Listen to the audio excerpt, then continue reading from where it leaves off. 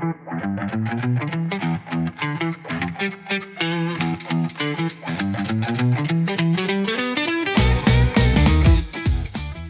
to our episode of Diary of an Insurtech, where we explore the latest trends, developments, and stories shaping the insurance industry. Today, we're excited to have our very own VP of Product, Stephanie Plangger, with us to talk about her journey in insurance, her thoughts on the industry, and some of the exciting things happening in the Canadian insurtech space. Steph, welcome. Hi, look, long time no see. I know you're on the other side of the mic, so to speak, today. We're super excited to have you.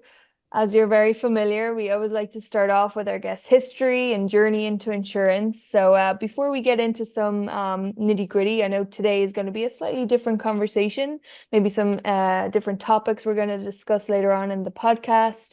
But to start, we'll go back to the beginning. So Steph, can you tell us a little bit about your background and how you first got into the insurance industry?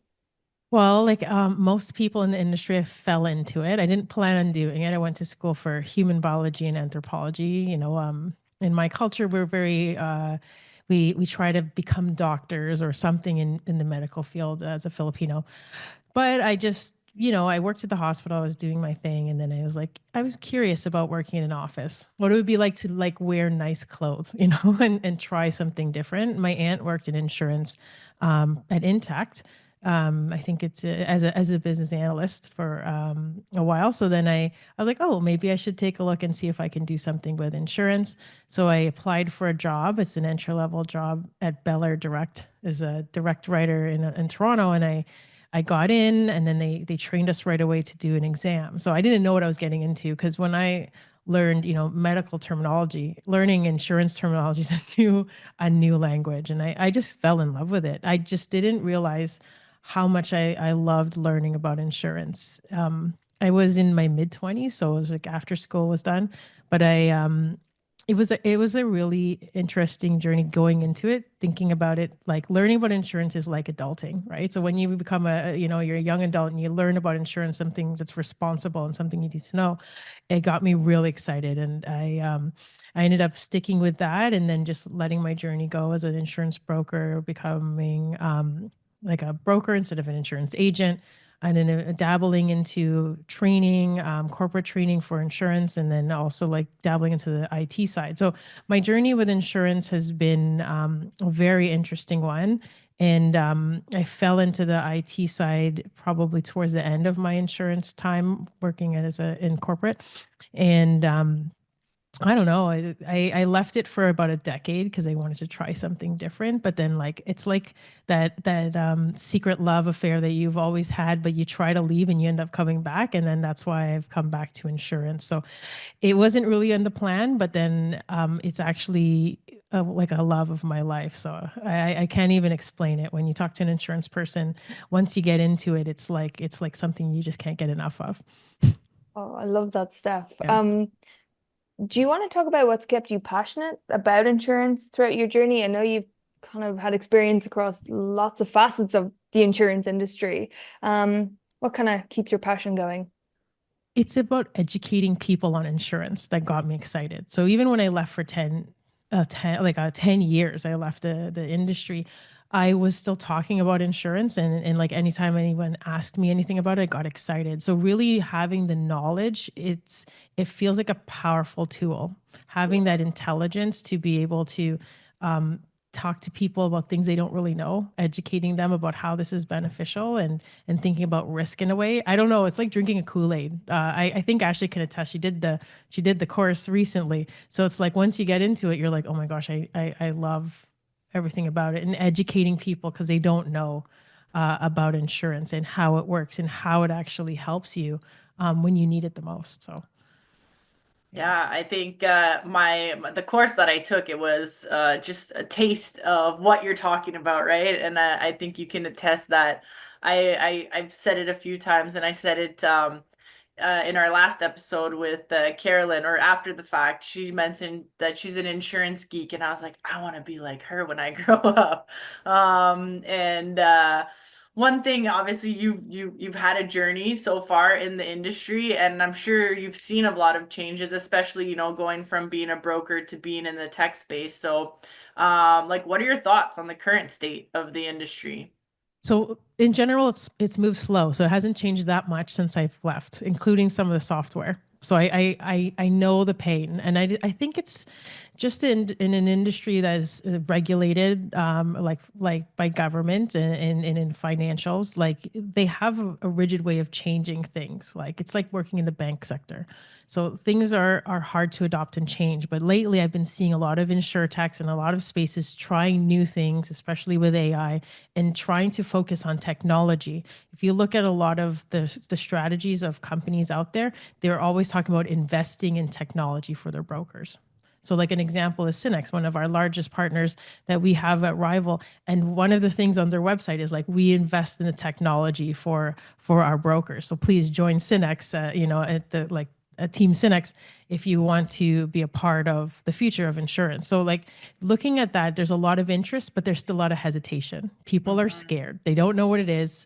They don't know what AI is. What are the risks involved? So an insurance person is risk adverse. So they're not good with change. So that's the challenge of the industry right now. It's not just the technology. We can do all the technology and make things happen, but we need to be able to employ the right change management practices for people to be able to adopt. So the industry is hungry for change because they're tired of making workflows and other things to go and work around the limited technology that was made decades ago. But they're scared of change. So we need to find a way to make it easy. So the key around right now is not just developing these new cool things and features, but allowing the user to find a way for them to adopt it and use it. So that's the part I'm noticing about the industry. That's probably the gap. We can create all these cool things, but are people going to use it? Are they going to adopt to it? It could be the person who's 21 years old getting into the industry, using something, who's used to being on the internet, looking at this technology would be appeal to them, but also those people who are like, I'm almost done to retire. I don't know about these fancy gadgets. How do we affect change on them? So usually I ask, what are the biggest challenges that you see, but you just identified it. Now, can you speak to what Rival is doing to address that gap and those challenges that we're seeing? It's speaking to the customer directly. So speaking to the customer directly from different age groups, different demographics, different places in Canada. So I'm not just going to talk to people in Toronto. I know people in Canada are like, Toronto this, Toronto that, but we are speaking to people, in the middle of the prairies, who are loyal customers to Rival, and seeing what their pain points and they are at. What is it going to take for you to get buy-in from your team? What is it going to take for you to attract new talent that is new to the industry, but at the same time satisfy, someone who's been very well seasoned, that has her own workarounds and her own Excel spreadsheets. How do we get her involved? So it's really speaking to them and getting them involved in the process. So I'm not going to design a product with our team thinking that we know best. We're going to design it with them. So that's the difference that we're doing at Rival that can help with a lot with change management. That's awesome. I know I'm a big part of that process, and it's a lot of fun to connect with our customer base and understand, depending on demographic, like you talked about, whether it's the generation that's exiting the workforce but still has a few years to go, or the people coming in, there's different pain points there, and there's different challenges to overcome. And so, it's really fun as a company to address those challenges and create something that's gonna just be of so much value to each demographic that is using the tool, right? So I want to shift gears. We usually have a pretty streamlined list of questions that we ask our guests, but Stephanie hasn't seen these questions yet, and we wanted to just allow our viewers to get to know her better, but also get to know Rival better and why we're so excited about what we're doing. So I'm going to ask Stephanie a few questions on leadership.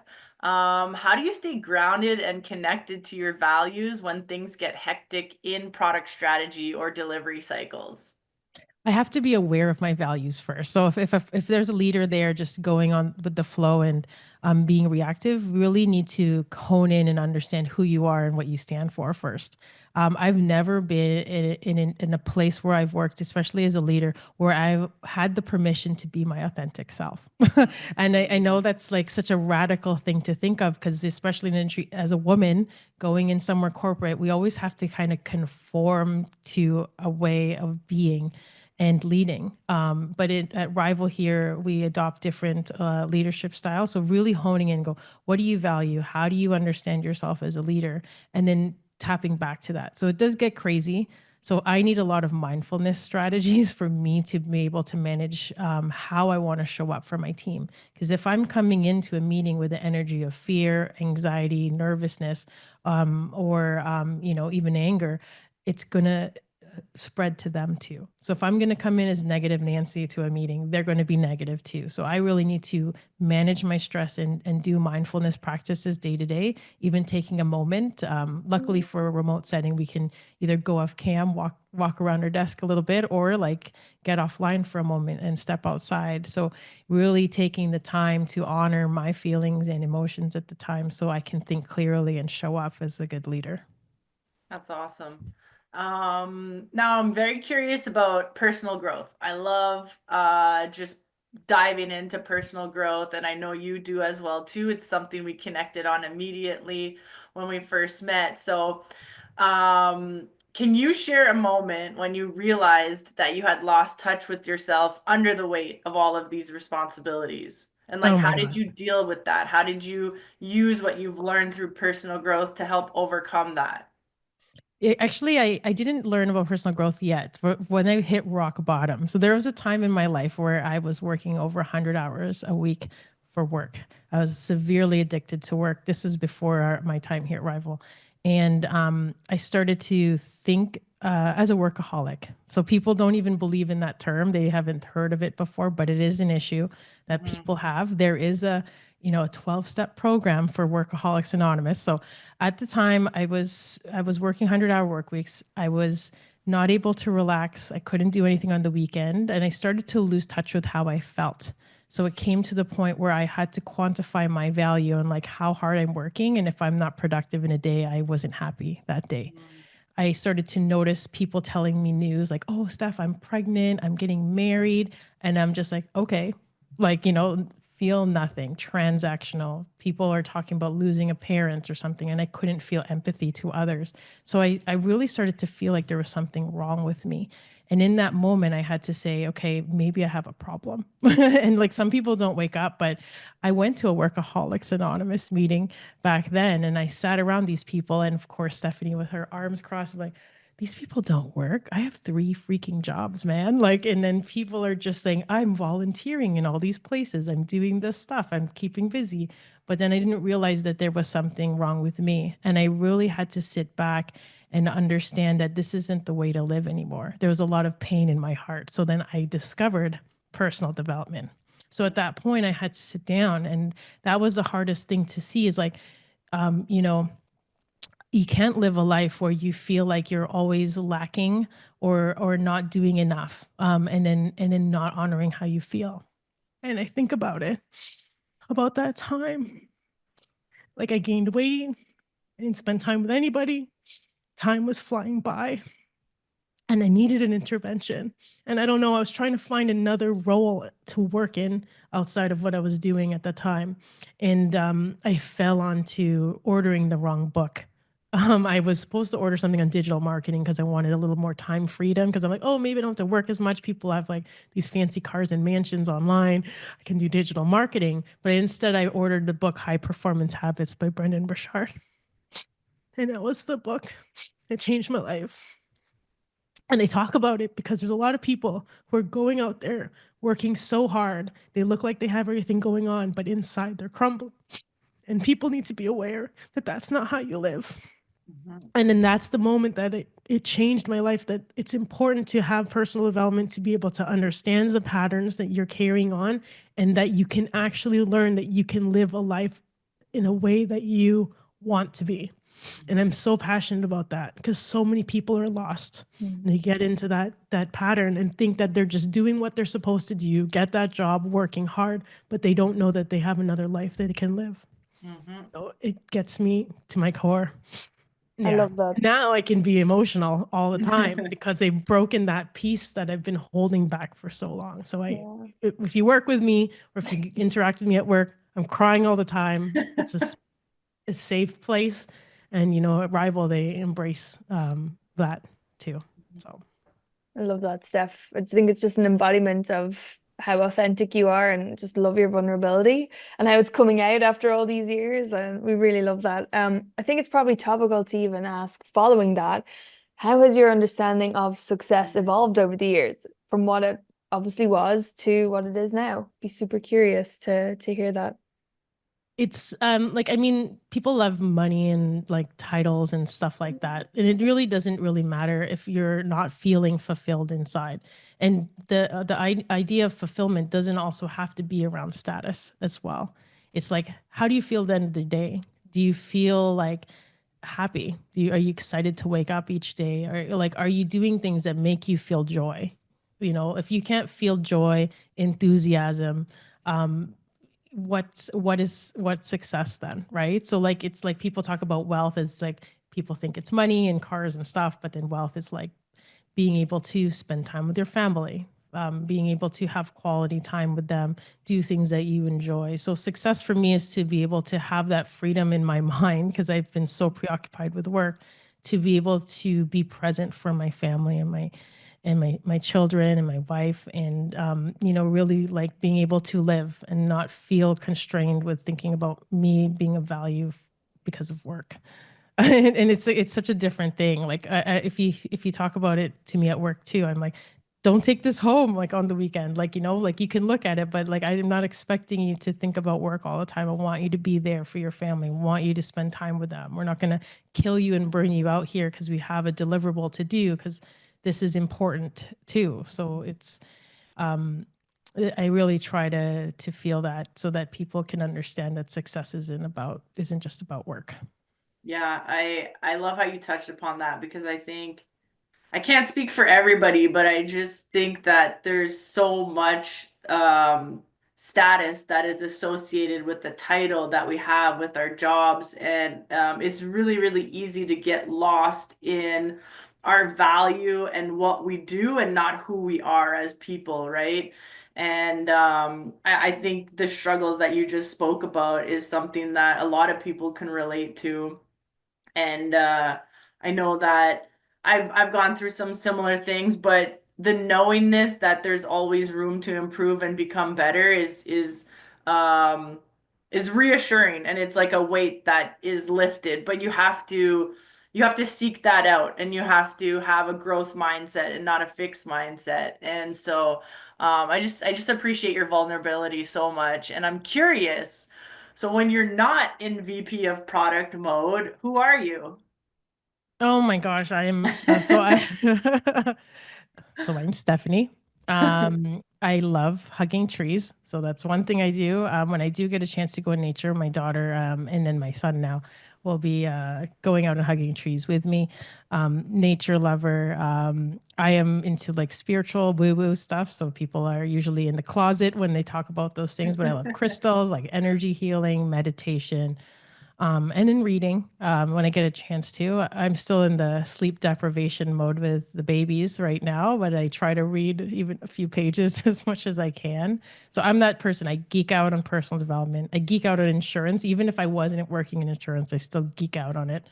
But on nature and stuff like that. So that's the person that I am. I'm also my superpower. I've been asked this before. Like I have a really incredible ability to read people and understand them and feel them because I'm very empathic. So like just getting to know somebody or having conversations with people, I'm able to connect with them quickly. Like I'll hear about their life story in a second. So I'm one of those people who like to just listen and genuinely want to know about you and your life and your passions and your interests because I get excited over that too.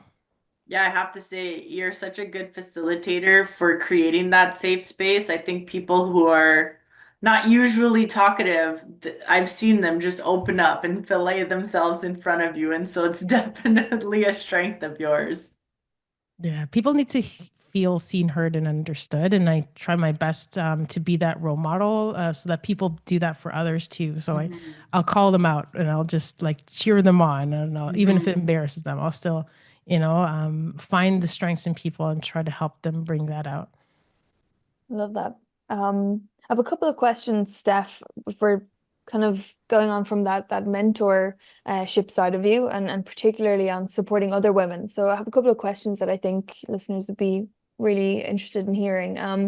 What patterns do you see among high performing women that often go unspoken? Well, the silently suffering piece. Like it's not even high performing women. Women in general silently suffer with whatever they're going through. So they will duke it out, make it look like everything's going fine. But they're really crushed and feeling like crap inside. And it's something we need to speak about as women that we must address. We have to share that we experience the same things as each other. An example could be women going through IVF. You never hear about that story other than it failed or it worked. They will never tell you how horrible that experience is, pregnancy, labor. But then women who are at work too, like understanding that they're encountering imposter syndrome. When they come into a room, they're always questioning their ideas because their male counterparts are having these other ideas against them. Coming in and thinking that they're never doing enough, and we always have to prove ourselves. There's a lot of stuff that we, as women in general, we do. And when we're high performing or high achieving, like we put a lot of our value into our output. So that's a very masculine thing. So if I'm going to go into the woo woo, the doing is more masculine. So do. So like, and then the more feminine is more kind of embracing who we are and honoring and being. We don't trust our intuitions as much. We'll go against it to go and start to do things or be more factual. There's a lot of stuff that women aren't doing and embracing in their leadership as a high performing women. They kind of hold back on their like, this isn't feeling good. But you know what? Like, Mm. yeah, maybe it makes sense in my mind, but then we ended up going against what is truly needed in that moment. So there's a lot of stuff that I can go on about it forever about Mm. things that we go through. And on that, Steph, say with your coaching or mentoring others, what is one mindset shift you wish more women would embrace? Is that you to realize that you are capable of so much more than you think. It's like we always doubt. We will take a minute to or wait for the right moment to ask for a promotion, for example. But a man will just go in and walk in, even if they're like 10% qualified, they will go in and ask for that promotion. Like you, to the women out there and whatever you're doing, you are more capable than you think. You are in a role for a reason. You are there. And then if that's not the right role for you, or you can do more, then you have to say it.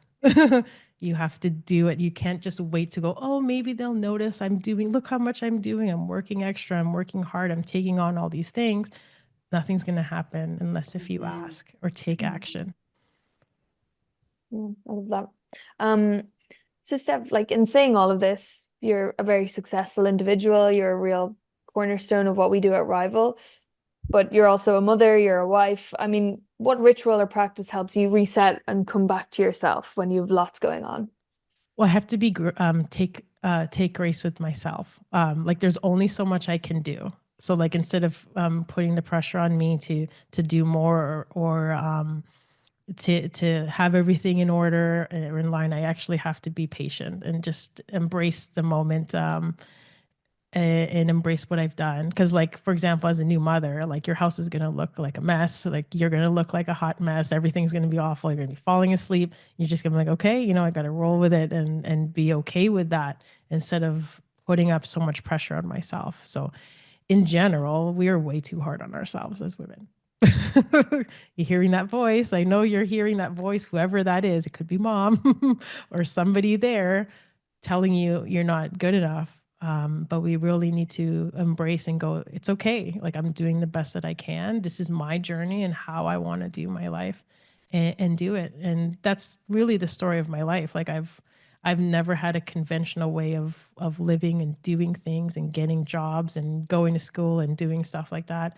I just had to figure out and do it my own way. So, embrace it and embrace your journey and the way you do it and be okay with it. Yeah. I love that. So Steph, we're on to the personal segment of the podcast, and as you're our bonus guest, we typically have one personal question that we do give our guests in advance, but today we have three for you. Okay, great. Seeing as you're our bonus guest this season. So my first question to you, what is something people would be surprised to learn about you? That I'm actually quite introverted. You take me to a place for networking, like, okay, I have to get myself set up before I can speak to them. Like I have to muster the courage. So I'm still trembling. I get shaky. My hands get wet. Put my hands in my pockets. They're shaking. So I do get nervous in those settings. I'm much better online with networking than I am in person. But it does take me some time in certain situations for me to be more extroverted.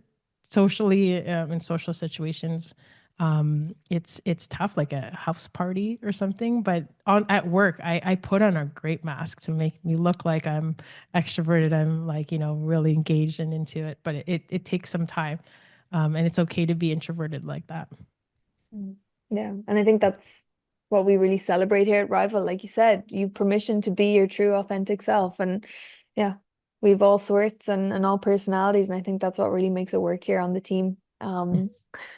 Next question. If you had a billboard, I'm really putting you on the spot here. If you had a billboard that every ambitious woman could see, what would it say?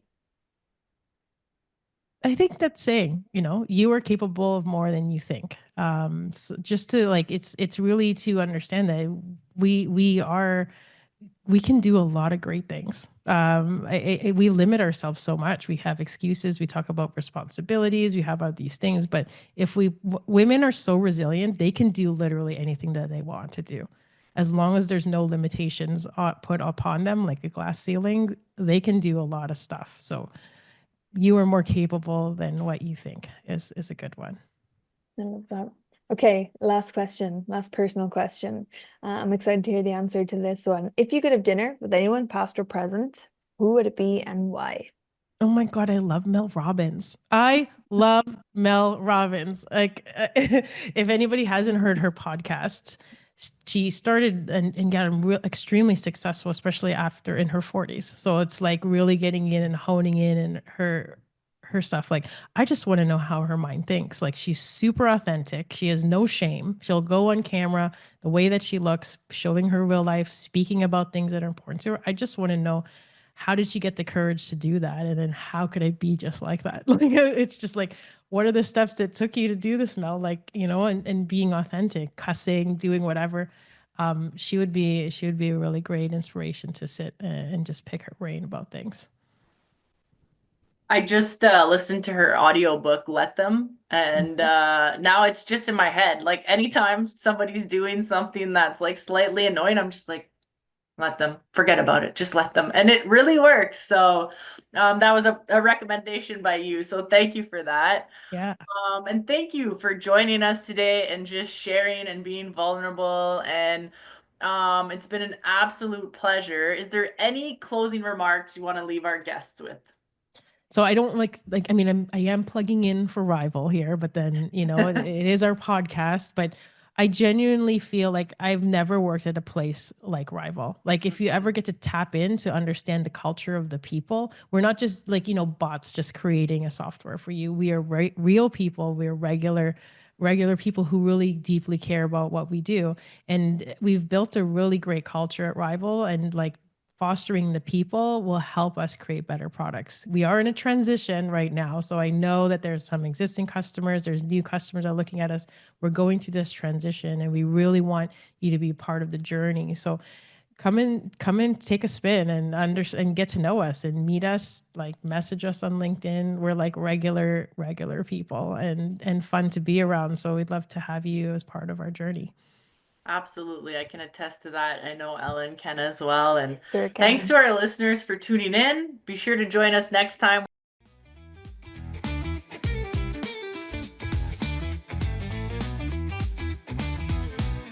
Welcome to the future, let's rival it too. Ashley, Steph, and Ellen, bringing insights to you.